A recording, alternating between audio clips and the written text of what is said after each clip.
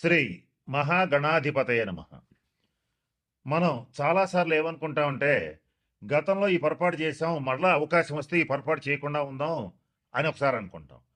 అలాగే మనం గతంలో ఈ తప్పు చేశాము, ఈసారి కనుక అవకాశం వస్తే ఈ తప్పు చేయకుండా ఈ సరైన నిర్ణయం తీసుకుని మన జీవితాన్ని బ్రహ్మాండంగా ముందుకు తీసుకెళ్ళగలుగుతామని ఆశపడుతూ ఉంటాం.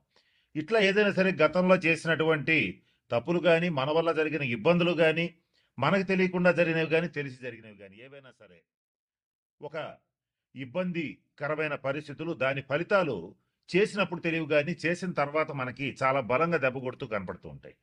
అటువంటి వాటి నుంచి తప్పించుకోవటానికి ఒక 136 రోజుల పాటు, అంటే జూలై 27, 2026 నుంచి డిసెంబర్ 10, 2026 వరకు శని వక్రించి ఈ 136 రోజుల పాటు మనం ఏదైతే చెయ్యాలనుకుని మిస్ అయిపోయామో గత 2.5 సంవత్సరాల్లో, అది మళ్ళీ చేసి సక్సెస్ సాధించడానికి, జరిగిన తప్పులు దిద్దుకోవడానికి, జరిగిన ఇబ్బందుల నుంచి బయటపడటానికి ఒక 4 రాసుల వాళ్ళకి మంచి రాజయోగం ఇస్తూ అవకాశం ఇస్తున్నటువంటి శని వక్రగ్రహ సంచారం ఏదైతే ఉందో, ఈ 4 రాసుల వాళ్ళని ఏ రకమైనటువంటి నిర్ణయాలు తీసుకుంటే, ఏ తప్పులు సరిచేసుకుంటే ఎలా ముందుకు వెళ్ళొచ్చు అనేటువంటి అంశం గురించి జ్యోతిశాస్త్ర పరంగా కొన్ని సూచనలు, సలహాలు ఇప్పుడు నేను మీకు తెలియచేయడానికి ప్రయత్నం చేస్తాను. ఇంకా తర్వాతి వాళ్ళు వృశ్చిక రాశి వాళ్ళు.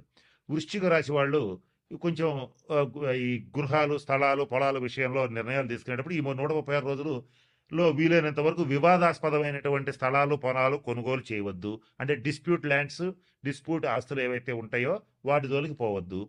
ఒకవేళ అటువంటి డిస్ప్యూట్ ల్యాండ్స్ ఏమైనా గతంలో మీకుంటే మీరేం చేస్తారంటే అది సెటిల్మెంట్ చేసుకోవడానికి కొంచెం టైం వెయిట్ చేయాల్సి వస్తుంది. అది 136 రోజులు వెయిట్ చేయాలి. అది చిన్న టైం ఏం కాదు, ఎక్కువ టైం ఏది అంటే ఈ సంవత్సరం డిసెంబర్ 10 దాకా మీరు ఎదురు చూడాలి. ఆ తర్వాతే మీ కోర్టు సెటిల్మెంట్స్ కానీ, మధ్యవర్తి పరిష్కారాలు కానీ అవుతాయి. ఈ లోపల అవ్వాలి అనుకుంటే తగిన శాంతి పరిహార క్రియల్ని పాటించాలి. అలాగే వృశ్చిక రాశి వాళ్ళకి ఈ 136 రోజుల్లో శ్రమ ఎక్కువ, సుఖం తక్కువ. ప్రతి క్షణం పని చేస్తూనే ఉండాలి. ఒక రోబోట్ లాగా, ఒక మరమనిషిలాగా పని చేయాల్సినటువంటి సమయం ఇది. ఎంత పని చేసినా కుటుంబ సభ్యులకి తృప్తి ఉండదు. ఎంత కష్టపడ్డా ఎదుటి వాళ్ళని మీరు సాటిస్ఫై చేయలేరు. అలాగని చేయకుండా ఉండటానికి వీల్లేదు. ఇది మీకు కుటుంబంలో వర్తిస్తుంది, వర్క్ ప్లేస్లో కూడా వర్తిస్తుంది. అంటే మీరు ఉద్యోగం చేయొచ్చు, వ్యాపారం చేయొచ్చు, సెల్ఫ్ ఎంప్లాయ్మెంట్ కావచ్చు, ఏదైనా కావచ్చు. అక్కడ కూడా ఇదే వర్తిస్తుంది. మీరు ఎంత కష్టపడ్డా మీ కష్టాన్ని వాడుకుంటారు, మీ సలహాలు వాడుకుంటారు, మీ శ్రమని వాడుకుంటారు. పొగడ్తలను మాత్రం ఆశించద్దు. విమర్శలు ఖాయంగా వస్తాయి, దానికి సిద్ధంగా ఉండండి. విమర్శ వచ్చింది కదా అని ఈ 136 రోజుల్లో తీవ్రంగా ఎదురుదాడి చేయడానికి మాత్రం ప్రయత్నం చేయొద్దు. ఎదురుదాడి చేస్తే మీరే ఇరుక్కుపోతారు. కాబట్టి ఈ రకమైన జాగ్రత్తలు వృశ్చిక రాశి వాళ్ళు తీసుకోవాలి. ఇక ఫైనాన్షియల్ ఆస్పెక్ట్స్లో కూడా వృశ్చిక రాశి వాళ్ళు నిర్ణయాలు ఎలాగో ఆచితూచి తీసుకుంటారు. కానీ తీసుకునే క్రమంలో కొంచెం ఎక్కువగా ఆలోచిస్తారు ఈ 136 రోజులు. అంటే ఆలోచించాల్సింది ఒక పావుగంట ఆలోచించాలి ఒక విషయం గురించి. పావుగంట ఆలోచించడం కరెక్ట్ కాదంటే ఒక అరగంట లేదా గంట ఆలోచించవచ్చు. అంతేగాని రోజుల తరబడి, నెలల తరబడి ఆలోచించారనుకో మీ నిర్ణయం ఖచ్చితంగా తప్పు అవుతుంది. కాబట్టి ఏదైనా సరే 1-2 సార్లు ఆలోచించండి. మీ ఆత్మీయులు, మీ నమ్మకస్తులు, మీ శ్రేయోభిలాషులు ఎవరుంటారో వాళ్ళ సలహా మేరకు ఆర్థిక పరమైనటువంటి నిర్ణయాలు తీసుకోండి. జీవిత భాగస్వామితో భేదాభిప్రాయాలు రాకుండా జాగ్రత్త పడండి. ఏది ఏమైనప్పటికీ వృశ్చిక రాశి వాళ్ళకి ఈ 136 రోజులు సుఖం తక్కువ, శ్రమ ఎక్కువ, ఒకటే మాట.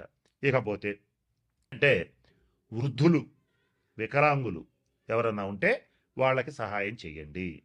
అది ఆర్థికంగా కావచ్చు, అలాగే వాళ్ళకి సర్వీస్ చేయటం కావచ్చు. వికలాంగులు ముఖ్యంగా ఎవరైనా కుంటి వాళ్ళు ఎవరైనా ఉంటే వాళ్ళకి ట్రైసైకిల్స్ అంటే 3 చక్రాల బండ్లు ఇవ్వటం కానీ, లేదా వాళ్ళ ఆసుపత్రి ఖర్చులకు డబ్బులు ఇవ్వటం కానీ. రోగుల్లో కూడా మామూలు రోగులు కాదు, దీర్ఘ రోగులు. కొన్ని దీర్ఘ రోగులకి, తరుణ రోగులకి తేడా ఏంటంటే తరుణ వ్యాధులు అంటే అప్పుడు వచ్చి అప్పుడే వారం 10 రోజుల్లో తగ్గిపోతాయి. దీర్ఘ రోగులు అంటే నెలలో, సంవత్సరాల తరబడి వాళ్ళు రోగిష్ట వాళ్ళనే ఉంటారు. వాళ్ళకి సేవ చేయండి. ఇంకా కుదిరితే ఈ 6 రాసుల వాళ్ళు ఎవరైనా రక్తదానం చేసే అలవాటు ఉంటే చెయ్యండి, అది మీకు మంచిది. ఇక ఇంకా ఎవరైనా సరే ఈ 6 రాసుల్లో శనీశ్వరుడికి సంబంధించి మంచి ఫలితాలు పొందాలంటే ప్రభుత్వ ఆసుపత్రులకు వెళ్ళి అక్కడ ఉన్నటువంటి రోగులకి కావాల్సిన మెడిసిన్స్ ఇప్పించడం కానీ, ఏదైనా పళ్ళు ఇవ్వటం కానీ అవకాశం ఉంటే చేయండి. ముఖ్యంగా వృద్ధాశ్రమాలు, అనాథాశ్రమాలు కాదు, వృద్ధాశ్రమాలు ఎవరికైతే ఉంటాయో అక్కడికి వెళ్ళి వృద్ధులకి సేవ చేయండి. వాళ్ళకి కావాల్సిన వైద్య సదుపాయం కల్పించండి, వాళ్ళకి కావాల్సిన సేవలు చేయండి. శని గ్రహం అనేటువంటి వృద్ధుల్ని సూచిస్తుంది, నల్లటి వాళ్ళని సూచిస్తుంది, కుంటి వాళ్ళని సూచిస్తుంది. అలాగే నలుపుకి సంబంధించినటువంటి విషయాలు, నూనెలకు సంబంధించిన విషయాలు, పత్తికి సంబంధించిన విషయాలు సూచిస్తుంది. ఈ 6 రాసుల్లో ఇటువంటి వాటికి సంబంధించి వృత్తి వ్యాపారాలు చేసేటువంటి వాళ్ళు చాలా జాగ్రత్తగా ఉండాలి. వీళ్ళకి తగిన నిర్ణయాలు తీసుకోవాలి. తగిన శాంతి పరిహార క్రియలు పాటించాలి. ఇలా చేస్తే ఖచ్చితంగా మంచి ఫలితాలుంటాయి.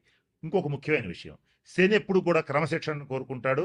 ఆనెస్టీ, నీతి నిజాయితీలను కోరుకుంటాడు. ఈ 6 రాసుల్లో ఎవరైతే నీతిగా నిజాయితీగా ఉంటారో, క్రమశిక్షణతో ఉంటారో, పరద్రవ్యాన్ని ఆశించరో, అంటే ఎదుటివాడి ఇల్లు కొంప కొల్లగొట్టి కాజేయాలనుకోరో, వాళ్ళకి మాత్రం మంచి ఫలితాలు ఉంటాయి. ఏదైతే నేను చెప్పినట్టుగా ఎవరో ఒకళ్ళ ఆస్తి కలుపుకుందాం, ఏదో ఒక రకంగా వాడి ఆస్తి వాడిని బెదరగొట్టో, భయపెట్టో, లేదా ప్రలోభాలకు గురి చేస్తో లాక్కుందాం అనేటువంటి వాళ్ళు కానీ, తీవ్రంగా మద్యపానం చేసేటువంటి వాళ్ళు కానీ, అలాగే నిషేధిత ప్రదేశాలు అంటే జూద గృహాలు, వ్యభిచార గృహాలు ఇటువంటి వాటి దగ్గరికి వెళ్ళేటువంటి వాళ్ళు కానీ, వాళ్ళని మాత్రం ఈ 136 రోజులు కర్మకారకుడైనటువంటి శనీశ్వరుడు ఖచ్చితంగా ఇబ్బందులు పెడతాడు. కాబట్టి వాటి జోలికి ఖచ్చితంగా పోవద్దు. ఈ 136 రోజులు అసలు పోవద్దు. కనుక నేను చెప్పినటువంటి విషయాలు గమనంలో పెట్టుకోండి, జాగ్రత్తలు పాటించండి. మన ఛానల్లోనే ఇంకా పరిహారాలు ఇస్తాను, మీకు షార్ట్స్ రూపంలో కూడా ఇస్తాను. వాటిని పాటించి ఈ 136 రోజులు మీకు అత్యంత అనుకూలంగా మార్చుకోవచ్చు. నేను చెప్తూ వీడియో మొదట్లో ఒక మాట చెప్పాను, వక్రీ బలి అన్నాను. వక్రించిన గ్రహం మరింత బలంగా పనిచేస్తుంది. ఆ బలంగా పనిచేసేటప్పుడు దాన్ని పాజిటివ్గా నెగిటివ్గా మార్చుకోవటం మీ చేతుల్లో ఉంటుంది. కాబట్టి నేను చెప్పిన అన్ని సూచనలు పాటించి అందరూ 12 రాసుల వాళ్ళు శనీశ్వరుడు యొక్క శుభ ఫలితాలు పొందాలని మనస్ఫూర్తిగా ఆశిస్తూ ఆ పరమేశ్వరుడిని ప్రార్థిస్తూ సెలవు తీసుకుంటున్నాను. స్వస్తి.